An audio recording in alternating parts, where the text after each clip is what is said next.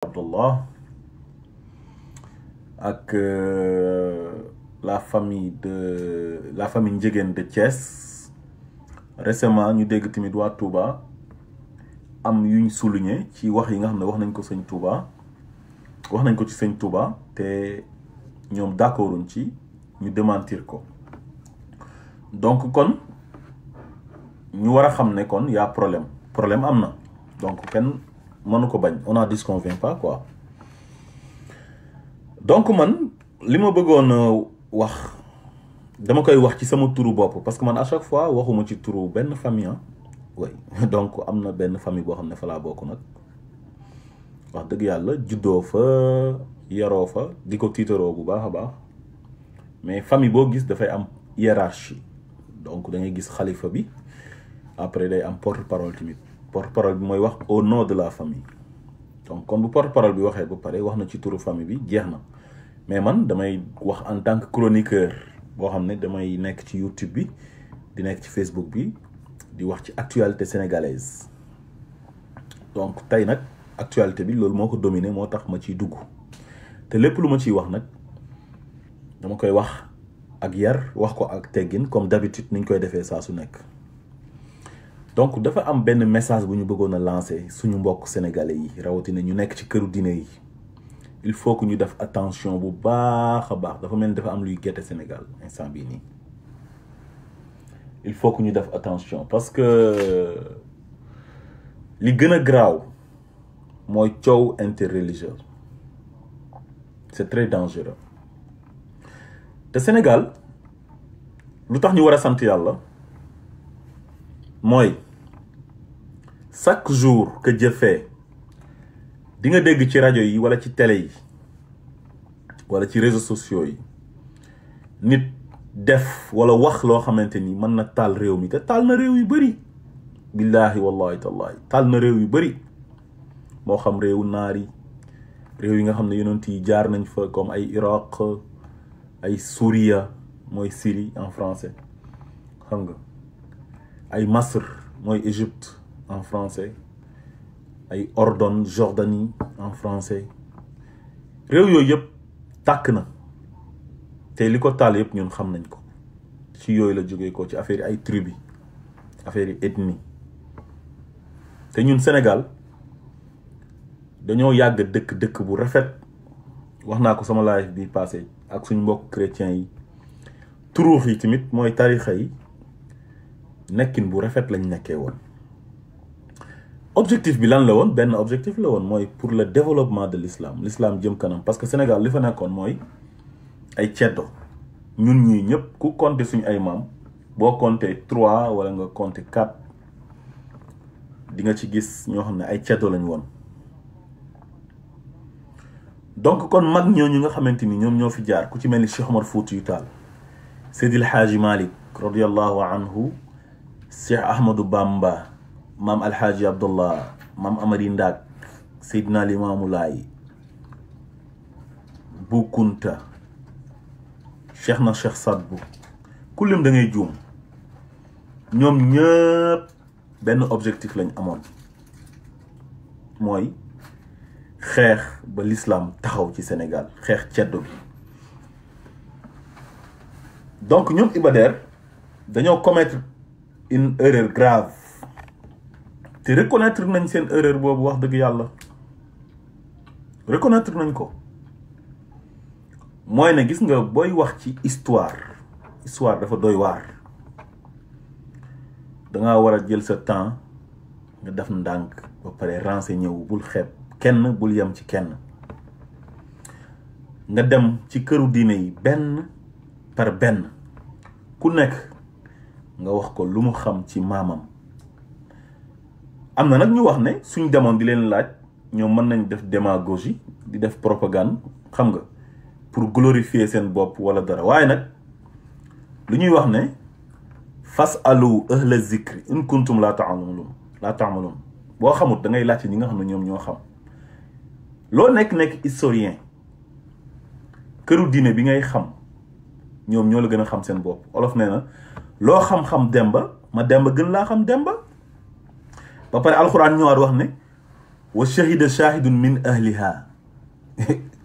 booy bu ñuy seede da ngay seede si ñi nga xam ne ñoom foofu lañ bokk. wa shahida shahidun min ahliha moom la ci histoire yonent yàlla Yusuf loolu moo ci xewoon. wa shahida shahidun min ahliha in kaana xamisuhu xudda min xubulin xam nga fa sadaqat wa huwa min al-kaazibin wa in kaana xamisuhu xudda min duburin fa sadaqat wa huwa min al-kaazibin fa kazabat wa huwa min as-saadiqin. ñaar yëpp raconté na ko. nga xam ne kon nit toujours rek boo soxlaa information da ngay dem ca source ba soo demee nga am fa lu leer. te boo demee doo yem ci kenn ku nekk da ngay dem mu wax la moom li mu xam jàng ko. gis nga tey jii ñoom Iba Der bu ñu demoon tey ci këru diine bu nekk mu jaral leen ñu séjourné fa def fa 2 jours wala 3 jours dans la famille ñuy wax ñuy bind ñuy wax ñuy bind. am na ay historiens traditionnels yoo xam day am ci famille bi ñooñu wax ñu laaj xalifa bi laaj porte-parole bi laaj mag ña fa nekk ñëpp wax ci seen maam lu ñu xam. gis nga attention man sax lu ci nit ñi di wax naan ay suñ demee foofu dañuy jéem a créer loo xam ne bokku ci man gëwma loolu parce que këru diine yi ay ñu baax ñoo fa nekk këru diine Sénégal yëpp te gëm naa ne tamit bëri na ñu màndu. gis nga histoire toujours day am problème. histoire mënul parfait mënoo bind histoire nga ne lépp ok lépp parfait loolu mënta nekk. il faut mu am yoo xamante ni du nekk lu fiable à 100%. dara sax fiable à 100%. gis nga xadis yonent bi sallallahu alayhi wa sallam yi ngeen di gis dafa am ay xadis yoo xam ne dafa daif mooy xadis yoo xam ne dañ ko jël ber ko sànni ko fële ne xadis yi dafa daif wérul. boo demee Égypte université du Caire di nga fa fekk xadis yu daif yi. xam nga lu waral loolu mooy gars yi bi ñuy gëstu xadis yonent bi parce que dafa yàgg ay 1000 et quelques années loolu xam nga dafa yàgg. ñaata génération ñoo jaar ci diggante bi te sama classe bi dañoo bëri ci àdduna bi ñeme yàlla. mën nga bëgg a xam nga yëkkati sa bopp bëgg nit ñi gëm la wala ñu bëgg la nga ne ah man de yonent bi waxoon na ma lii. su fekkee ci côté sëriñ ñi la nga ne ah Seydil Hadji Malick mas naa wéet ak moom wax na ma lii wala sëñ Babacar wala toog naag maam Alhaji Abdallah wax na ma lii wala toog naag Cheikh Ibrahim Niass doomam wax na ma lii ak ñeneen fekk loolu dëgg. moo tax nag gars yi bi ñuy gëstu xadis yonent bi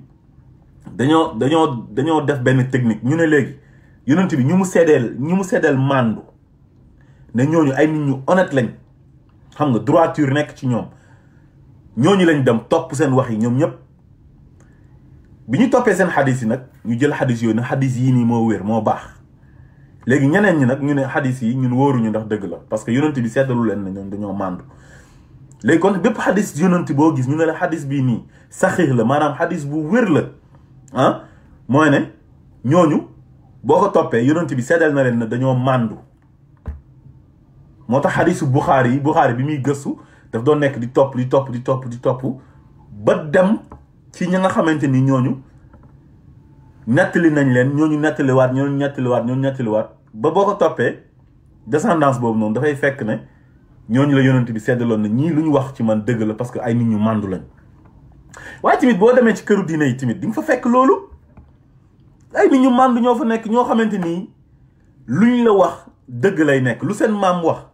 wala lu seen maam def loolu lañ lay waxal parce que ragal nañ yàlla xam nañ ne fen dafa bon. xam nañ loolu fen dafa xaram fen bokk na ci bàkkaar yu gën a mag te gis nga histoire kenn waru kaa foowee parce que histoire du caaxaan dañ koy jël dugal ko ci école yi di ko jàngal xale yi kon lépp luñ ci bind rek dafa war a nekk loo xam ne lu leer naññi lay nekk lu leer naññi. kon nag képp koo xamante ni sant nañ la liggéey boobu noonu da nga war a xam ne liggéey bi nekkul liggéey caaxaan c'est un travail sérieux da nga war a jël sa temps même su fekkee dafa war a def 20 ans wala 10 ans da ngeen di xool comme am na ay téere yu bëri comme boo jëlee téere tafsiru Jalaalayni benn téere boo xamante ni dañ ciy firi alxuraan lu tax ñu tuddee ko Jalaalayni mooy ñaari jalaal kenn ki jalaal la tudd keneen ki tudd jalaal muy jalaal 1 ak 2 kenn ki daf ko commencé di ko tafsir ba mu dalee Baqara ba suratul Kahfi xam nga après mu génn àdduna que la ñëw Kahfi ba naa si àggale ko moo tax ñu tuddee fi xaaj kaw xaaj suuf yaa ngi dégg kon dafa am yoo xam ne du caaxaan histoire du caaxaan kenn du ko fooy on badine pas avec l'histoire ba tax na man li may conseiller commission bi ak ñi leen ko santoon di nguur gi moo xam ministre de la culture wala keneen koo xam ne moom moo nekk seen tutelle normalement ministre de la culture la war a nekk ñu toogaat ñu waxtaan ñu recommencer waat affaire bi à zéro dañ ko war a commencer waat à zéro dañ ko war a recommencer à zéro parce que bëri na coow li ma wax ñu jëm ko def te dégg naa ñeneen tamit wax ko du ma wax ne sama xalaat rek moom moo baax dégg naa ñeneen ñu wax ne war nañ dem ci këru diine ñu togg ñu waxtaan ñi ko wax bëri nañ te bukki nag nee na lu ñëpp wax moom mooy dëgg nañ toppaat këru diine yi ñu dem benn parce que toujours foofu lay problème bi di nekkee même bu ñuy wax ci ay lajjoo rek yooyu ñu bëri jàng nañ ko école xam nga il est mort à Derklé 1886 xam nga yooyu yëpp ñun jàng nañ ko école ak yeneen ay Albureeg ay Buur Siin ak yooyu ba tax na yooyu timit laaj na ñoom ñu demaat ci famille ñooñu parce que ñooñu seen ay descendants ñu ngi fa ñu waxtaan ak ñoom ñu dolli leen lu ñu xam ci seen maam parce que xam-xam du doy waaw donc lu waral coow li nag ci diggante la famille de Maam Alhaji Abdoulaye Niass ak ñi nga xam ne ñoom ñooy commission bi lenn la mooy dañoo bind ne Maam Alhaji Abdoulaye Niass di waajuru Cheikh Ibrahim Niass Baye Niass dafa jaar ci école Seydil Hadji Malick Sy léegi nag man loolu am na lu ma ci xam loo xamante ni histoire bu wér la bu wóor la léegi li ma jaaxal nag lan moo tax commission bi ñoom ñu bind loolu te binduñ kooku noonu moom jaar-jaaram moom Alhaji Abdoulaye Niass tam am jaar-jaar ku nekk am nga jaar-jaar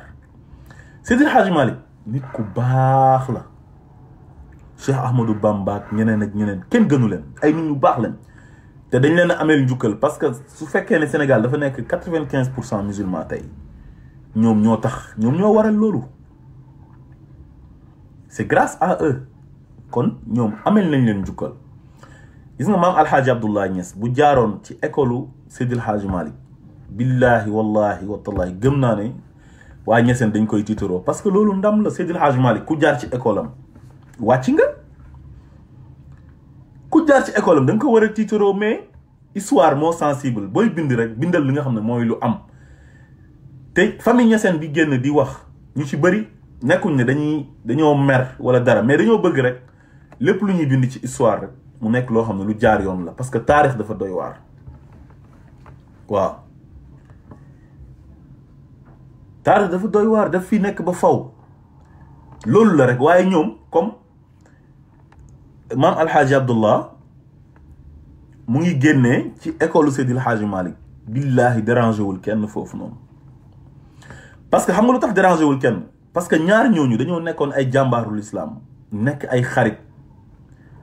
bokk objectif xaritoo gu doy waar sax gu kéemaane Seydil Hadji Malick bind na ci si Maam Alhaji Abdallah Maam Alhaji Abdallah bind na ci Seydil Hadji Malick gis nga ñoom ñaar dañoo xaritoo ba ñoo bokk benn semaine bu ñu génn àdduna 1922 Seydil Hadji Malick moo njëkk génn àdduna Maam Alhaji jugee koo Kaolack ànd ak njabootam dem Maam Khalifa ak ñeneen ñu dem jaale ji après bi ñu dellu see une semaine après si la Maam Alhaji Abdallah génn àdduna kon ñaar ñooñu bëggante nañ te seen amitié bi dafa sincèreoon ñun nag loolu dañoo bëgg mu continuer ci ñi fi des sët yi mooy ñoom Ahmed Khalifa dañoo bëgg loolu continuer seen diggante ak ñi nekk tey Tiwaawoon ak ñi nekk Touba ñu continuer colère nga xam ne moo doxoon seen diggante maam yi pour continuer fexe l'islam nu mu gën a jëmee kanam parce que instant bi l'islam bëri na ay ennemis nit ñaa ngi koy xeex partout ñëpp ñu ngi def le tout pour jullit ñi di xeex seen biir xam nga nuñ mën a def pour jaxase leen rek ñu ngi koy def moo tax on doit faire très attention ci yooyu noonu jéem a nekk benn moytu seytaane parce que fitna dafa doy waar alquran wax na ko wattaqu fitnatan la tasibanna allazina zalamu minkum xaasa kon moytu leen ko fitna baaxul lépp lu koy yee rek te affaire u tarixa dafa sensible nañ moytu di ci werante di ci wax sama maama defoon lii sa maam defut lii lu tax ñu wax lii danañ génn def lii danañ wax lii danañ wax laa man loolu d'accord ma ci lu ma d'accord daal mooy ñële juum nañ reconnaître nañ ne juum nañ wax ji jaratu ko nañ bàyyi ñële ñu continuer recommencer affaire bi à zéro dem ci këru diine yi gëstu fa bindaat mu leer nañ ñu soog kaa génne léegi nag li ma bëggoon a wax ci maam Alxaaji Abdallah mooy ñële bi ñuy commencé di bind livre bi war nañ xam ne maam Alxaaji Abdallah def na dara comme nu ñeneen ñi defee dara parce que maam Alxaaji Abdallah moom du waa Saloum juddoowul Saloum Alxaaji Abdallah Niass papaay Baye Niass il n'est pas de Kaolack il est de Jolof dans un village qui s'appelle Belli moo papa Mohamed Niass maami Baye Niass ak nijaayam Ibrahima Kellel Thiam ak maam Khady Thiam di maami Baye Niass ñu jur waa juróom yi ñoo jógee ko Jolof ñëw Saloum lu leen fa indi mooy Maba Jaxu Ba moo fa nekkoon mu oote xare pour ñu ñëw xeex ak tubaab bi taxawal diine ji foofu noonu ci Sénégal Maalaaji boobu jeune la mu ngi am ay 16-17 ans mu ànd ak papaam ànd ak nijaayam tamit sëriñ la Ibrahima Kellel Thiam ñu jógee koo Jolof war seen ay fas ñëw ba Saalum pour xeex si ñu ñëw xeex gañe après nag loolu moo tax ñu far dëkk fa nag toog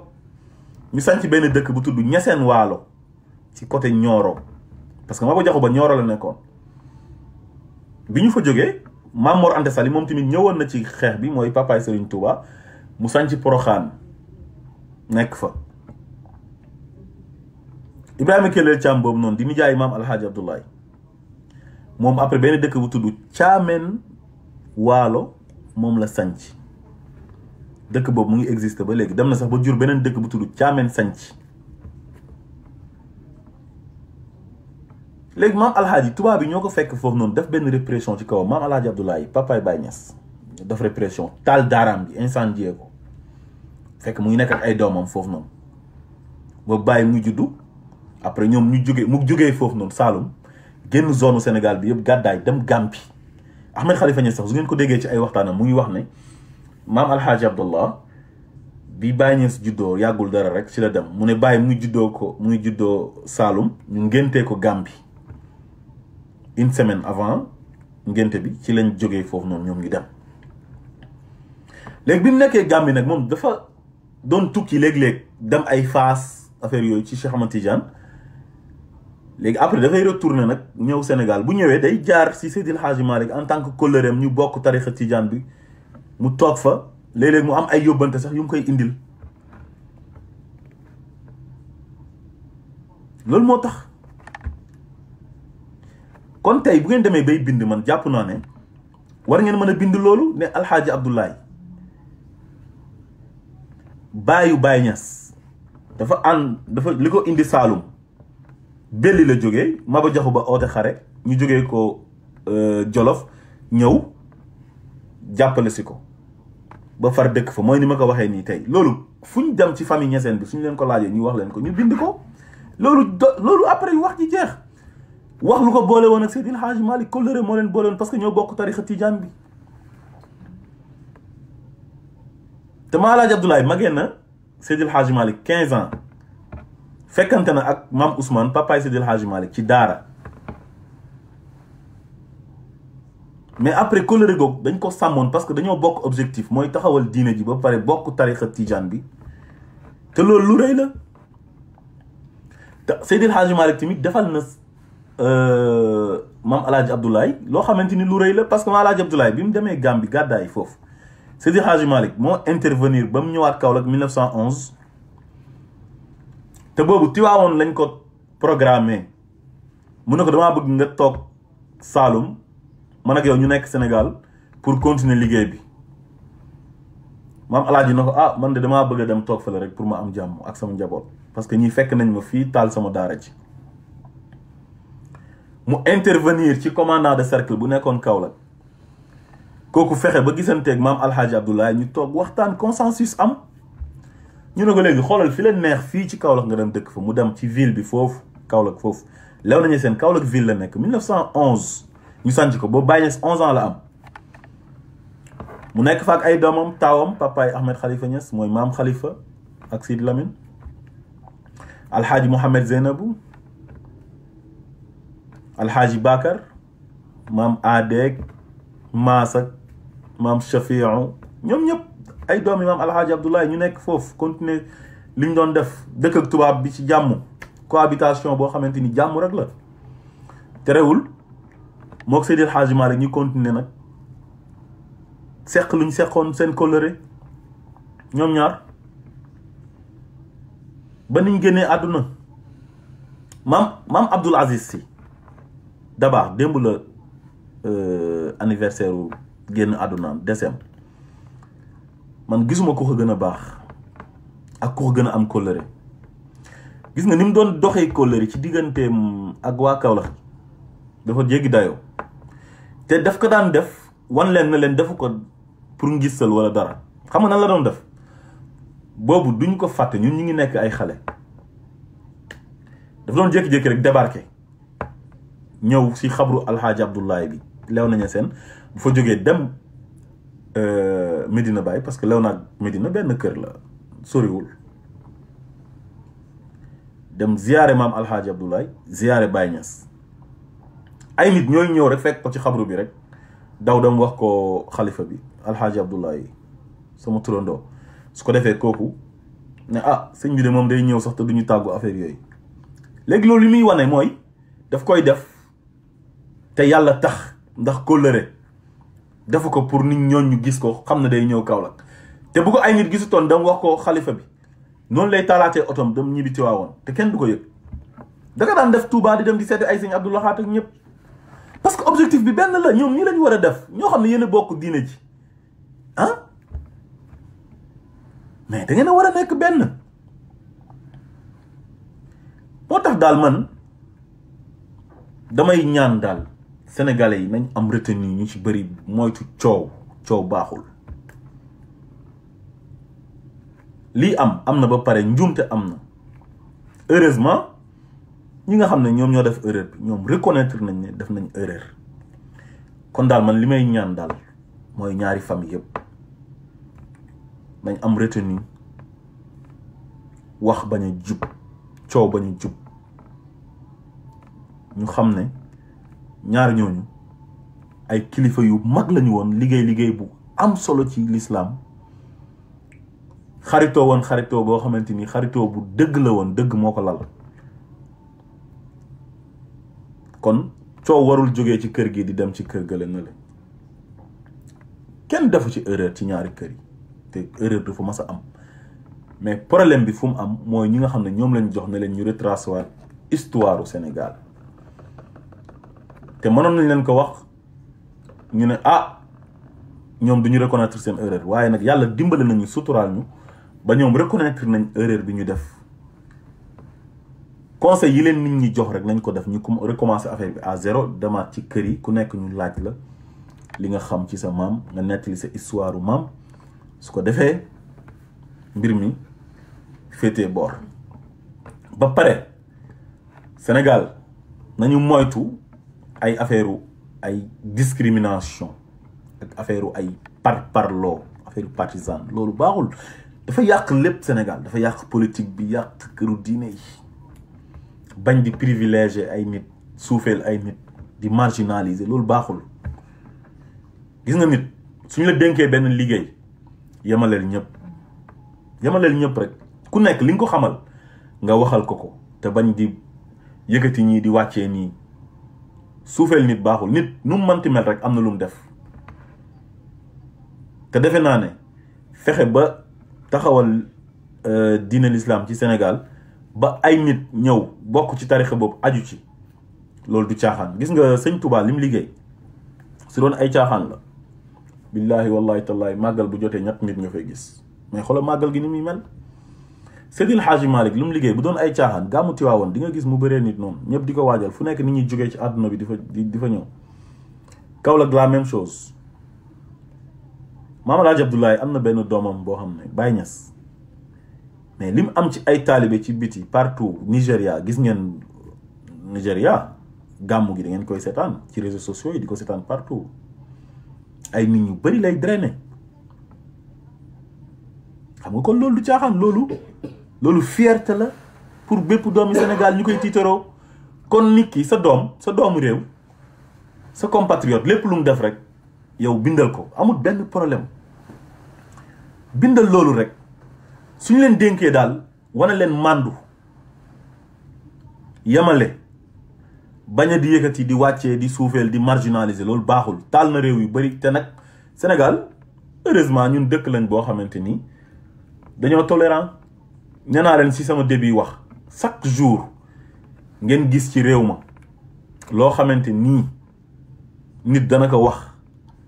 wala mu jëf ko yoo xam ne taal na réew yi ñu dendal ñun moo xam ci côté politique côté këru diine yi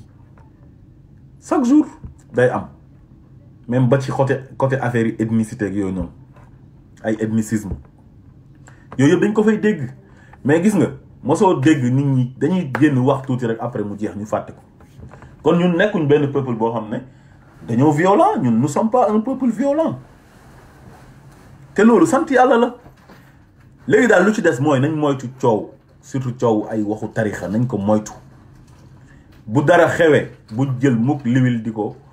sotti ci safara si di jël diwlin mettre ko sur le feu. il faut l'éviter, c'est très dangereux. man de lépp lu may wax man ci jàmm laa koy teg ak salaam oote jàmm oote salaam loolu moo xaj ci réew ma mag ñi fa nekkoon noonu lañ doon doxee noonu lañ doon waxee. sama sëriñ moo gën sëriñ bii lim def kii kenn defu ko sëriñ bii nii du moromu sëñ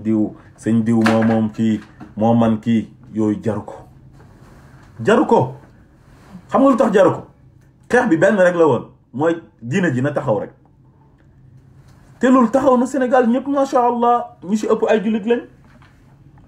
sant yàlla bu baax a baax macha allah waaw loolu daal lañ amoon tey lu ñu doon wax ci direct bi parce que vraiment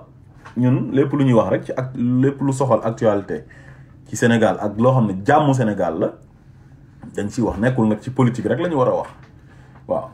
lépp lu xew Sénégal rek dañ ciy wax lancer appel. xam nga delloo siwaat xel yi bu baax a baax te xam ne violence verbale wala violence physique mënul lijjanti dara. même les plus grandes guerres yi doon am ci àdduna bi ay guerre mondiale ak yeneen guerre yëpp fu ñuy mujjee autour d'une table toog waxtaan affaire bi jeex. waaw ñii daal bind nañ lu ñuy bind juum nañ wax nañ leen ne leen juum ngeen nee nañ ñoom reconnaître nañ ko te dinañ ko rectifier na fi wax ji yem. jeex tàkk waaw mu jeex tàkk donc ñu ngi leen di gërëm di leen sant di nuyu ñi nga xam ne ñoo ñu doon bàyyi xel yëpp di leen ziyaare bu baax a baax di kontaan ci yéen bu baax nag di leen wax ngeen partage vidéo yi di ñaanal Sénégal yàlla na fa jàmm yàgg jàmm sax fa parce que loolu rek moo jar a ñaan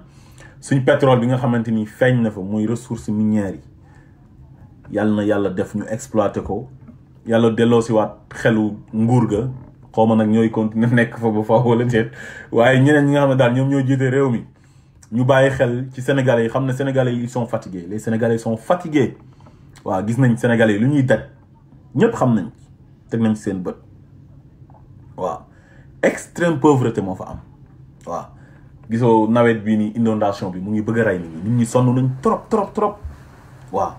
kon nguur gi nañ am yërmande ci population bi leen fal te gën a góorgóorlu liggéey réew ma bàyyi wax ji saagante yi xasante amul benn njëriñ li am njëriñ mooy am na ay priorité yi am Sénégal yoo xamante ni mooy xaar état bi nañ liggéey pétrole bi feeñ ñu jaarale ko ci yoon ressources yëpp ñu jaarale ko ci yoon sénégalais yi jëriñu ci Sénégal développé jëm kanam kon ñu ngi leen jox rendez-vous beneen yoon incha allah ci la même page muy OSR di leen wax ngeen partage vidéo yi maximum de partage YouTube bi tamit ngeen aimé page bi su ko defee ñëpp mën a dégg waxtaan bi te man see jëriñu comme ñun nu ñuy jëriñoo ci waxtaan yi ñeneen ñi di def kon asalaamaaleykum wa rahmatullah wa axiru daawaana walhamdulillahi rabbil alamin